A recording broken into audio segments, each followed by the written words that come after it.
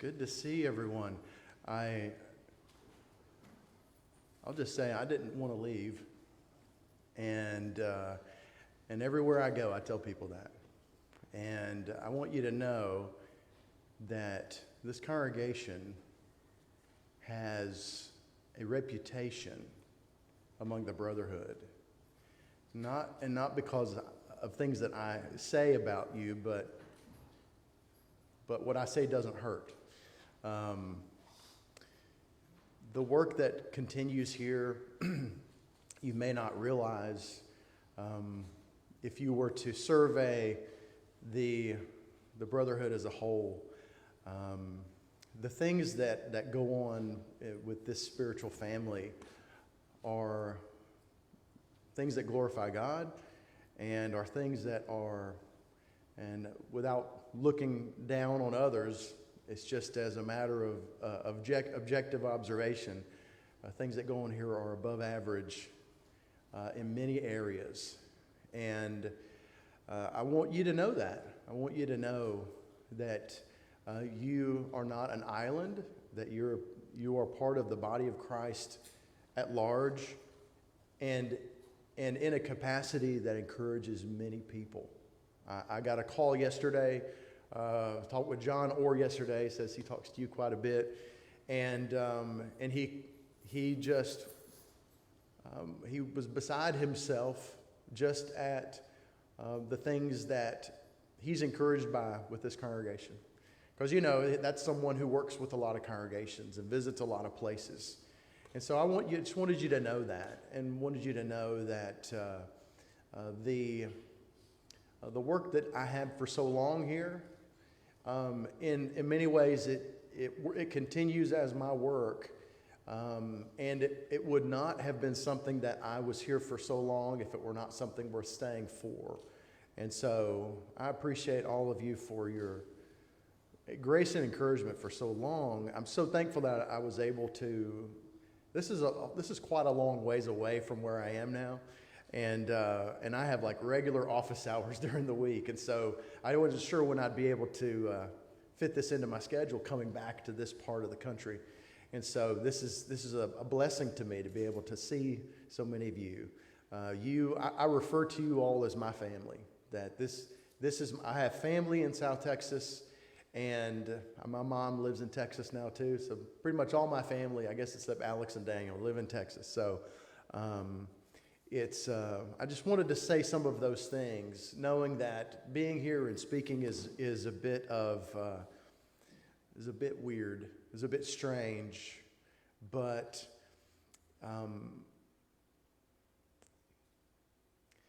sometimes when your purpose is simply to glorify God in what you do, sometimes the path is a little different than you think it's going to be.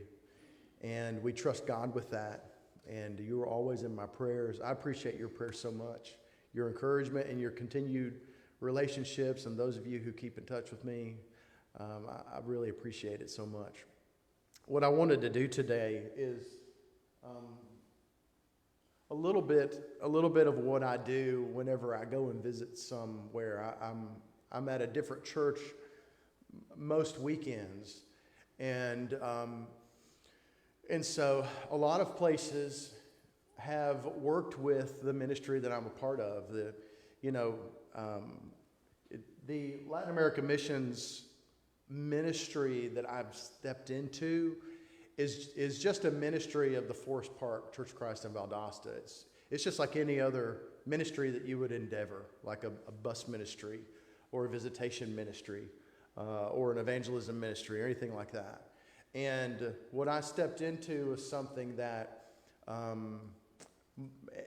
every day pretty much I realize how much more than I thought had been done before that I am benefiting from. It is a great work that's many generations old, and I'm seeking to do justice to that and to honor the work that's gone before me.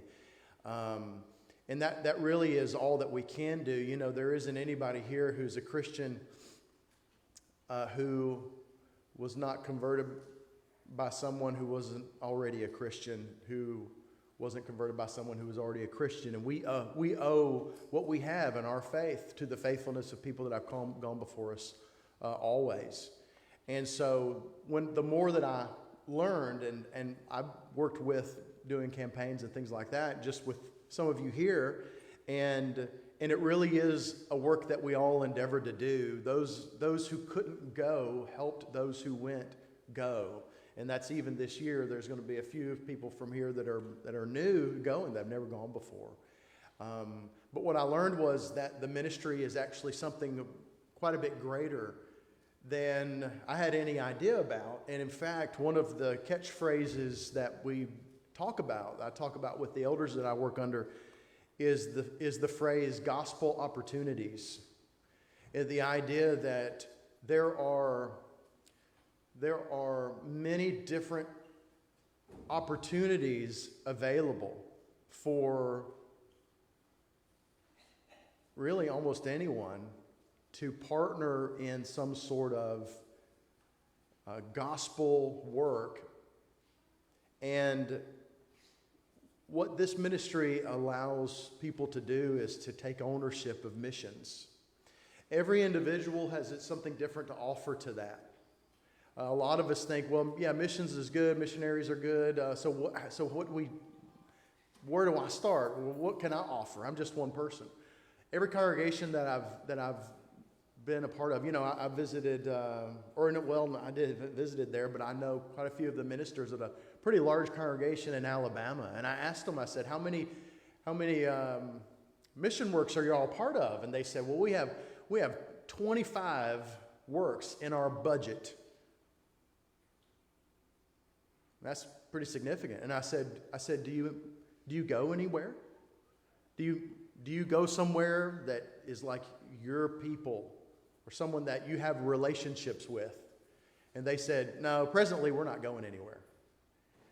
And so what's happened is that a lot of congregations, their idea of getting involved in missions is just kind of putting an item in their budget. And they've kind of checked the box on missions. And what I really love about what I get to do now is I get to go to congregations and show them how they can immediately and directly get involved, no matter if maybe you don't have money, but maybe you want to go. Or maybe maybe you can't go, but you want to send somebody. Or maybe you can't go and you don't have money to go, but you love people. Maybe all you can do is pray for people.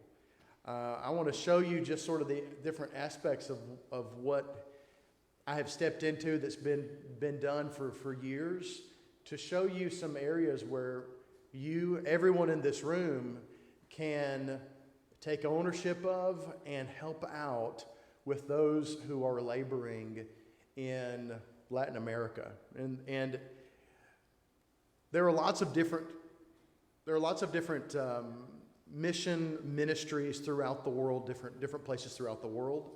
One of the really cool things about this one is that I talked to some people and they say, we were going to go to India. I was going to take my wife and my 2 kids, and it was going to cost $20,000 to go. And we thought, well, that was going to be like one trip in our whole lifetime. Whereas, depending on when you look, you can look up a ticket to Panama City and it may be $450. And you can get there in a few hours. And that's a pretty cool thing. And in fact, I'm going to show y'all, and let's see, is it? Yeah, here it is. The Bible School of the Americas is as the crow flies, it's 2 miles from the airport. And this place is a pretty cool place. I've stayed there a few times, and if you want to go down there, you'll have a place to stay. There's some apartments there, and you can stay there for free. And Panama City is one of the more Americanized countries in Latin America. Some people speak English, but like their currency is the U.S. dollar, which makes it really easy for us to have a school there.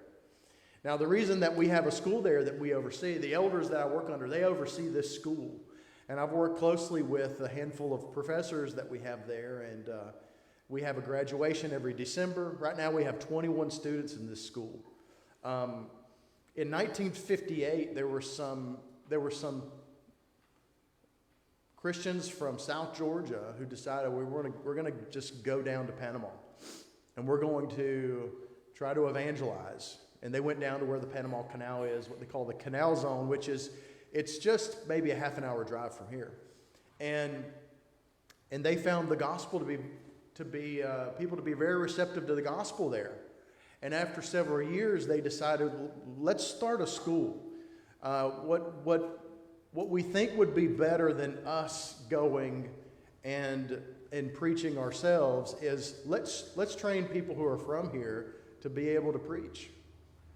And so that they can come from their home, go to the school for a couple of years, and then go back to their homes and maybe start a new ministry or take the torch from whoever else was already there. And at the time, there were about 3 congregations in the whole country. Right now, there are about 300 congregations in Panama. Let's see what I have here. In the past 10 years, we've graduated guys from 10 different countries. And people ask me, well, where can people come from to the school? And we just tell them, well, if we can get there. Like the director of our school is a lawyer also. And there's a lot of immigration law that has to, it's hard to get guys there from Venezuela right now. But if they speak Spanish, and we can get them there, we want them. And I'll tell you that we put guys through some screening, some psychological interviews to make sure that they're up for the task. It's a very difficult 2 years, and they go and they live on the school property with their family, and so they started that. I think I told you they started the school there in 1965, and so for almost 60 years we've been training preachers, and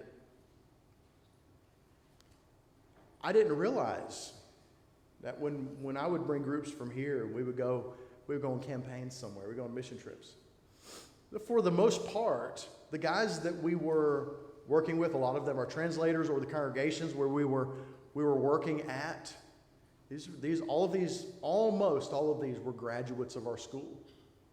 And some of them were, they graduated 20, 30 years ago, but they went to this school. Right now we have, since some of you know, since I've stepped into the role that I'm in, the role that I'm in is kind of just a made-up role. And the elders told me, we don't even really know what you need to do, just make it up as you go. So I've been making things up as I go for the past 9 months. And I need your prayers on that, because pretty much every day I'm trying to do something that I've never done before. The guy who was the director of the school, he's had to retire from health issues. His mind is not what it was. We've had several deaths that were those who did a lot of the work, and then COVID happened right about the same time. And so we're kind of hit the reset button on a lot of this. Any of you ever heard of Kirk Brothers? I don't know. Some places people hear of him, some places people don't. He was, I've heard about him for years just as a preacher, but then he was a professor at Freed-Hardeman for a while. Now he's the president of Heritage Christian University, which is in Florence, Alabama. I work with him quite a bit. He is now the director of our curriculum. And the reason that that's important is that one of the things that we do is we take very seriously our alumni relations and keeping in touch with all of the guys that have come out of the school, see how their ministries are going, see what the state of the church is in whichever country they're in, learning from them what the difficulties they have or the struggles that they're going through. And that informs the curriculum, and we evolve the curriculum at the school to be able to adjust to the things that they need that perhaps have been lacking in the past. And so the elders that I work under are, they are not stuck in a rut at all. They're not traditionalists. They are those who are just asking really really about three questions. How can we be the best stewards of what we've been given? What is the most effective thing that we can do, and how can we glorify God? That's pretty much dictates our decisions and how we do things. And so, I'm kind of just talking here, getting ahead of my notes. There's a guy that I work with very closely. His name is Rafael Paguaga. He's like, whenever we have teachers from the United States that go down there and teach a short course, he's the translator. When Adeseli and Rafael are going to have a translator competition when they go, because he's really good and she's really good, and I have really developed a good relationship with him. He's fairly young. He's a graduate of the school. But he's one of the smartest guys I've ever met. I kind of feel dumb when I talk to him. But he's also, he loves people. And his position now is he's one of the professors, he's one of the translators, but he's also in charge of our alumni relations, where he's just staying in touch with the guys. And, I have a list of preachers that's about 100 preachers that I work with directly, but I really work with probably 200 preachers, because it's also indirect. And there's guys that I work with who didn't go to the school. And I'm interacting with, and constantly, they're sending me messages on Facebook Messenger and on WhatsApp and things like that, and I'm constantly in touch with these guys. And while it's very overwhelming, I have found it to be one of the greatest blessings of my life, really. That the number of people that I'm being introduced to is sort of like drinking from a fire hose, but it's also such a great blessing, because these are people who love the Lord, and they're passionate about saving the lost. And so Raphael has been helping me in gathering information. He sends out surveys to the preachers, trying to get updated information about what they're going on in their life, what's going on in their life, what's going on with the churches there, the struggles that they go through. We went on a couple of campaigns in 2016 and 17 to Nicaragua, but because of their president now, who is essentially a dictator, it's very difficult to bring a group in there now. And even one of our friends who we'll be with I guess it's next week, we'll be going to Panama. His brother, who lives there, got thrown into prison just as a political prisoner, and he's and this guy who is going to be with us, he's in Panama essentially on refugee status. And so that's a challenge to the church, where the government in Nicaragua is just going to go in and confiscate church buildings if they're not being used very much. Things like that we would think are crazy. And so the challenges that some of these congregations or some of these countries are facing, it's kind of in flux. Things are different really from year to year, and it's important for us to be able to help them, because one of the roles that the ministry that I work in, one of the roles that we serve is helping them get reinforcements, helping them get partners, helping them get supporters, people that can help them through difficult things. The reason that I firmly believe that if you are not available to actually go and visit anyone or help anyone with support, but you love people, is that I have met quite a few preachers who one of the things that they really need, maybe they need more support and maybe they don't, but one thing they really need, obviously, is your prayers, but what they really need is relationships. As far as anyone in Latin America, they do not even have an idea of what it's like to have an eldership. There are about 3 congregations that were kind of holding their hand through the process of appointing elders right now. We believe that because they're very hesitant to do it because they want to make sure it's legitimate and that they do it right. They've never seen elders appointed before. They don't know what it looks like. So they want to make sure they do it the right way. We think once that happens that it perhaps causes a domino effect of congregations that are really ready to have elders but don't yet.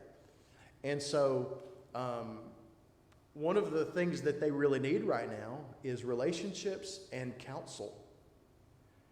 They need someone that they can just text, or I had a guy named Pablo in Peru who he texted me, and I was shopping in Walmart, and he said, "Hey, can we talk about something?" This is a guy that I met years ago, but I got to spend some time with him this past year in Peru, and he said, "Hey, can we talk for a minute?" Sure. So he FaceTimes me, and I'm shopping in Walmart, and he's not talking to me about, "Hey, I need money for this and this." And everybody needs, we all need money, right? But that's not what they're doing. He just said, I want to talk about how can we go about bringing back people that have been gone from the church from a long time. We talked about that for a long time while I was just shopping in Walmart. Now, the reason I give that example is because how many of you can, I'm speaking better Spanish than I did, but and when I'm down there in a Spanish-speaking country after about a week and a half, I kind of don't need my translator anymore. But for the most part, I'm just using Google Translate to figure out what, if they send me a long paragraph, I'm like, okay, I want to make sure I get this right, and then I'll type it up in English and put it in Google Translate and send it back to them, and it does well enough. And all I'm saying is this. If you can use Google Translate, you can have a relationship with somebody if you don't speak the same language. And it may be that you could just talk them through something and pray with them. And that doesn't cost anything. It's just a matter of loving people. And so there's a lot of guys that I've met that are like this. This is Raphael, by the way, that I was talking about. But this guy here, his name is Eugenio Rossini, and he lives on the northern coast of Panama. He lives off $100 a month. And he went to our school, and I met with him and this guy here, right here. His name is Ruben Mitty. I met with him. That's standing in the auditorium where he preaches. Their congregations are about 15 minutes from each other. And I got to meet with them because I'm planning a campaign there with this guy right here. His name is Gilberto Blanford. They all went to the school. They all know each other for years, 20 years ago. And what I learned was this, is certainly money is always something that, they need food, they need shelter, they need clothing, things like that. But when I met with these guys and just stepping into this role, it's been difficult because you meet people who say, we feel like we're all alone. We feel like we don't exist. And essentially what I got from them is they were kind of hopeless. They felt like the church at large didn't really care about them. They needed help, and what they really needed was encouragement. Certainly they needed more support, but they just need encouragement. So I'm sitting here in this auditorium, and something happened that I'll never forget as long as I live. Reuben asks me, he says, "Would you like to meet my son?" And I said, "Sure, I'd love to meet your son." And he said, "Well, he was born paralyzed. He's 20 years old, and I didn't know what to expect." So Reuben walks out of that door, the back of the picture there. He walks out of the door, and he's carrying his son like you would carry a mannequin. Her son is just skinny and rigid, and his hands are kind of curled up, and he kind of probably has the mind of a 2 or 3 year old. And sat there next to me, and he just smiled at me, and they said, "Well, he's trying to take some little classes where we're helping him, and he has to take medicine to be able to sleep at night, which is pretty expensive." And so it's those types of moments where you realize these are people who are trying to glorify the Lord in their lives, and they got struggles that we can't ever really imagine. And it isn't that he needs more money per se. It's that he needs prayers, he needs encouragement, he needs relationships. And so when I tell you that there are opportunities for you to take the gospel, what I mean is there are opportunities for you to encourage the work in ways that really don't even cost anything.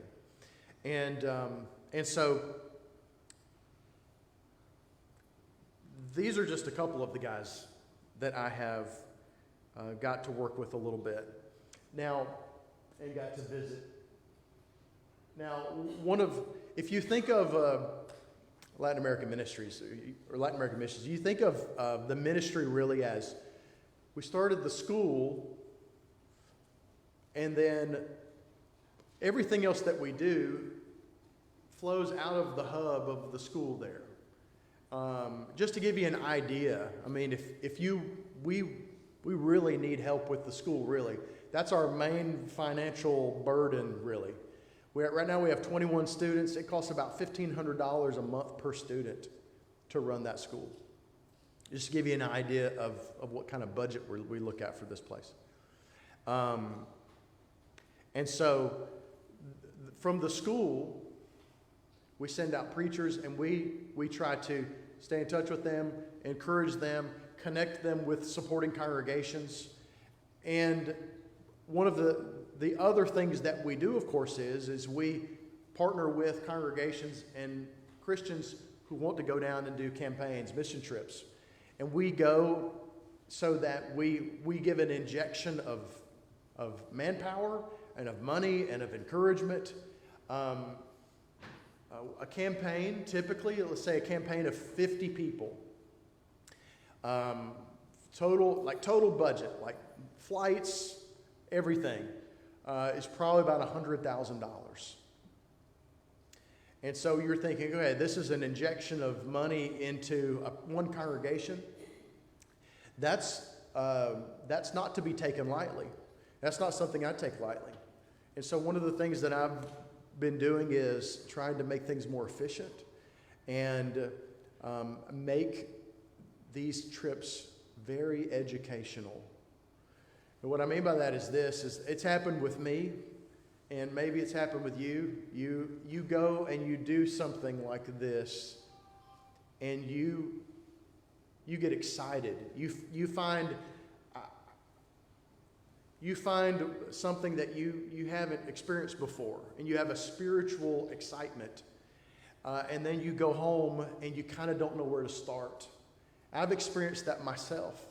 And I'll tell you that preachers and most Christians don't really have any real equipping or training in how to do evangelism.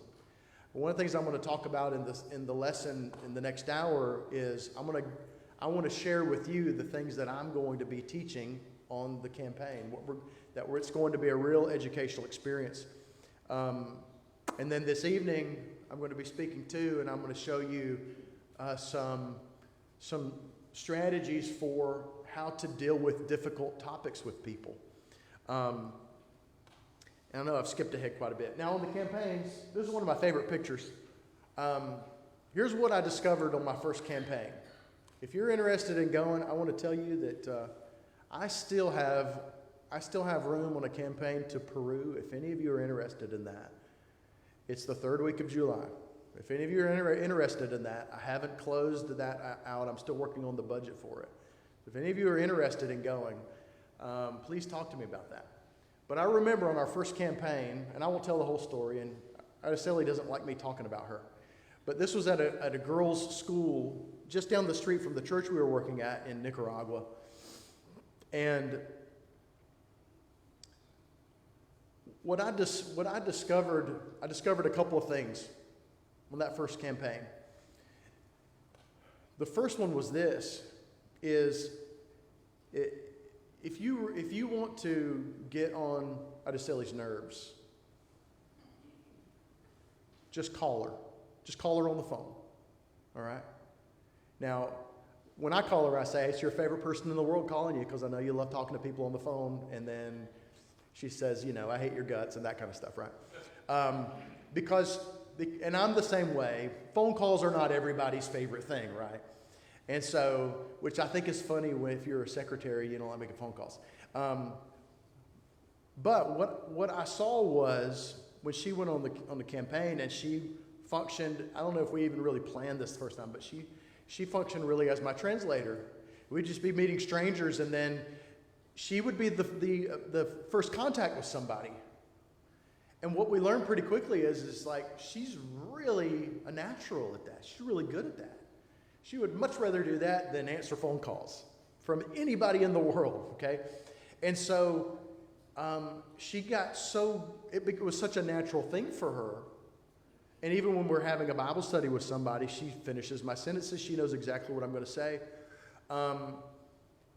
That she kind of became notorious. That there are people that are far away from here that know about her because she's so effective in that capacity. And so, I've embarrassed her enough. She's not leaving? Okay. So, but here's what I want to say about that, is that in general, what I have noticed about people that go on a mission trip or a campaign is this.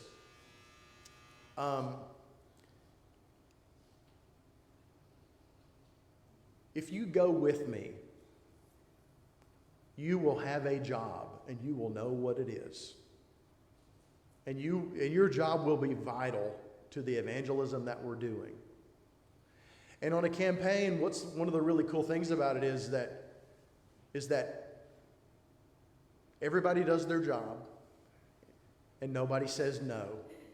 Everybody's there to work. And one thing that I hear often on campaigns is, we'll sleep next week. I remember I was with Alistair. We would get back to the hotel, and I remember in Costa Rica, Alistair, he had set up Bible studies in the evenings with a guy working at the hotel. So we'd be up till after midnight having Bible studies with that guy. And we would just say, well, we'll just sleep next week. We'll be, we'll just leave everything on the field here. So two things really. People that go and do this type of a work, they realize that they have more to offer the kingdom than they had any idea about. They realize they bring a usefulness to the glory of God and to the church that they were before then really unaware that they had. And there are a lot of Christians, I believe, who don't do what they can do because they kind of have already convinced themselves they don't have really any value. What is your work in the kingdom? Do you know what it is? Because one of the things that I'm convinced of is that everybody has something to do. Everybody has a value that they bring. And maybe you don't know what that is yet, but I'm telling you that it's there. One of the hard parts about ministry and about congregational ministry is figuring out what everybody has to offer and giving them an outlet to bring that value to the table. On these campaigns, what you find is that you find that on display. It's a place where everybody is able to bring their value to the table. And so one of the things that Araceli and I talk about is, and even for myself, is people that go and do this sort of a thing, it opens their eyes to, you know what, I didn't really think I mattered that much to the church. But by the power of God and giving me these abilities and these opportunities, I have a whole lot more to offer than I thought I did. And it doesn't matter your age, gender, how long you've been a Christian, none of that matters. The second thing that I learned was this, that it's possible for the church to function at 100% participation. Because when we were there, and every time we go on a campaign, if you want to witness it for yourself, come on a campaign with me. You will witness the church functioning at 100%, where everybody is doing something, where nobody is on the sidelines, where everybody has a work that has a job and that is all working towards one goal. And what that does is it changes your expectation for the church. It changes what you think is an appropriate expectation. So when you see the church and you are working with the church throughout weeks and months and years, you have not a low expectation, but you have seen it with your own eyes. If everybody knows the value they bring and they know where to insert that value into the kingdom, we can have 100%. 100% of the people at a congregation doing 100% of the work. And that's something I've witnessed when I go on these campaigns. And so Araceli opened my eyes to that in the way that she just really blossoms in this environment. Next week, we're going here to Pennsylvania. This guy named Herminio. He graduated from the school, Bible School of the Americas. He's been at this congregation for 26 years. His son is going to start going to the school next year. This is also another graduate of the school, and he's not preaching anywhere right now. He's just working there with that congregation. And so I appreciate your prayers for the work that we're going to be doing there. We're going to have a large group. I have to make name tags for everybody so everybody knows who everybody is. And my list for name tags is 88 names, just to give you an idea. And that church building doesn't hold 88 people. We're going to have like a tent outside. We have English over there and Spanish whenever we have everybody there. But it's going to be quite an event. And so please keep us in your prayers about that. I'm also, this is in northern Panama. This is the guy I mentioned a minute ago. He's been at this congregation for 15 years. Lord willing, we'll be doing a campaign there next year. And then where I was telling you about in Peru at the end of July is here. This is Paulino Chalco. If any of you know Sandra Chalco, who's been a translator on some of our campaigns, this is her dad. He's been here at Ica, Peru for 20 years. And yes, it's the desert, and it's not hot like Central America. It's actually in the 50s and 60s at night. You need a jacket. This is one of the driest places on the planet. And it's really an amazing place. And just painting you a picture of the big picture of what Latin America Missions is, the last thing I wanted to mention was that we do a future ministers training camp.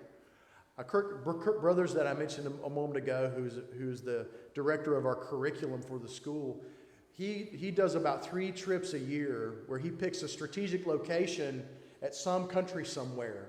And he'll go with the locals. This is January in El Salvador. And he'll go somewhere and he'll do a camp with young people, just training them in how to do simple things. But what he's doing is he's cultivating young people to find candidates that we can send to our preaching school as they get older. And so that kind of comes full circle of that we train preachers and they go out. We help them thrive. We help their congregations grow. And then they raise young people who can then be trained as well. And so that they can either take over the torch or start a new ministry somewhere else. And one of the things I want to mention just in closing is that we have as one of our main goals, and this is really a struggle. This is a 5, 10, 15, 20-year goal in helping the culture of the church to shift in this part of the world is that we're trying to empower congregations through teaching them, through partnering with them.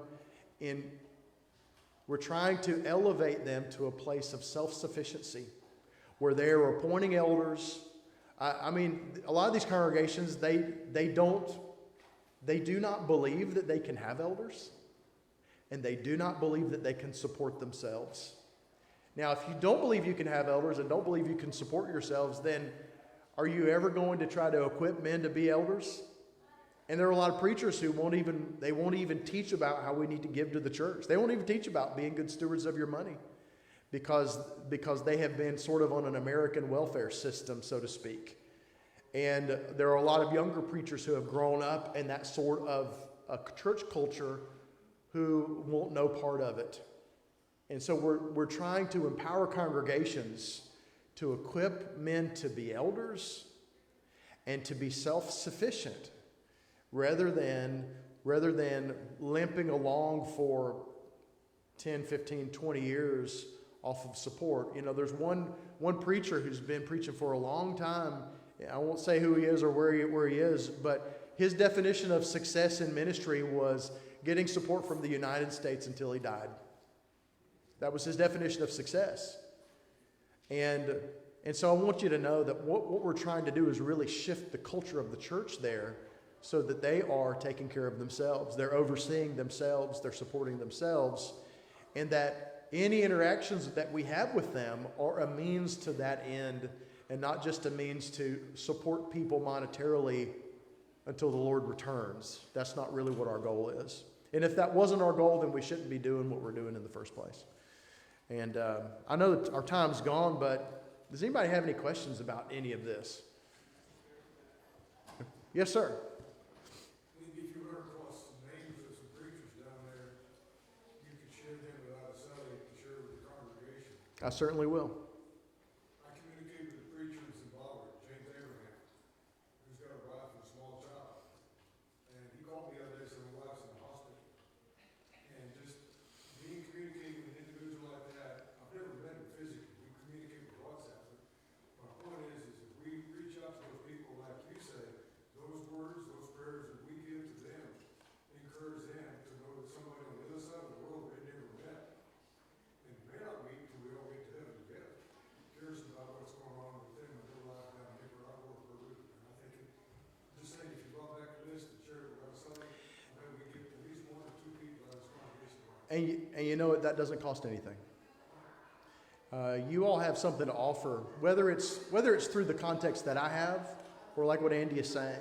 You have something to offer, and I mean to the extent that you can really take ownership yourself in mission work.